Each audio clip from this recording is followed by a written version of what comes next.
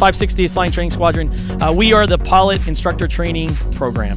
Basically, all the instructors who are eventually going to go teach undergraduate pilot training within the Air Force come here to learn how to instruct UPT students or undergraduate pilot training students at the various bases associated throughout the country for the United States Air Force. We are the instructors who build instructors, for lack of better words, across the various spectrum of different platforms and skill sets for the Air Force. I would say as an instructor, things that I look for a brand new person coming in to learn how to fly would be commitment and an eagerness to learn. But more importantly, more than anything else, somebody who's willing to make decisions, whether those are good or bad decisions early on. I think somebody who's willing to have the confidence to do something, to take a course of action. I'd like to kind of connect it to driving a car. Anybody can drive a car, but now if I'm asking you to do something while driving a car, it makes it a little more difficult. So you have to be able to fly the jet without even thinking so that you can handle other tasks that a combat aviator is going to have to do in addition to just flying somewhere and flying home. They've got to be able to employ their weapon system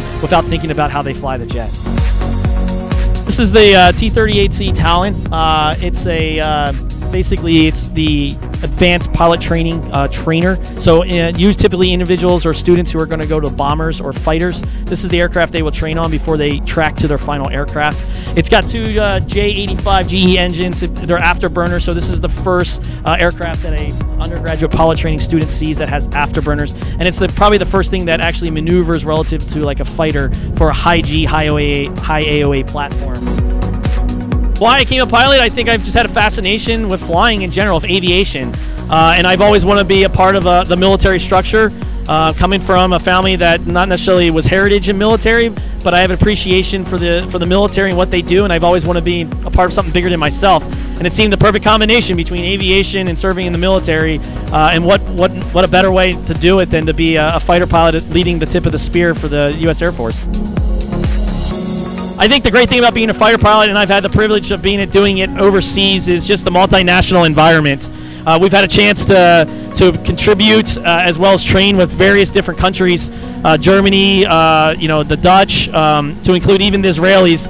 In my experience in Strike Eagles, we've had a chance to really merge our tactics and be able to train together as a one entity, which is, I think, something that a lot of people don't get a chance to see on a daily basis. And I think it's just been a wonderful experience to see that in my career. 2012 and 2013, as a F-15E Strike Eagle pilot stationed at RAF Lakenheath, I had the opportunity to participate in the inaugural Israeli Blue Flag event held in Israel, which was a multinational training event and exercise for the U.S., Israel, Greece, and Italy. It was a really good experience. Anytime you get a chance as a combat squadron to get a chance to go integrate and train tactics across the board on different mission sets with any other nation, it's a great opportunity. Obviously, we live in a world where hopefully no country has to go to war, but when we do and we're called to do so, we can do it in an environment that we're helping and supporting other nations, and they're helping us. So any opportunity we get a chance to do any type of joint exercise event, it's an outstanding experience for all the pilots involved.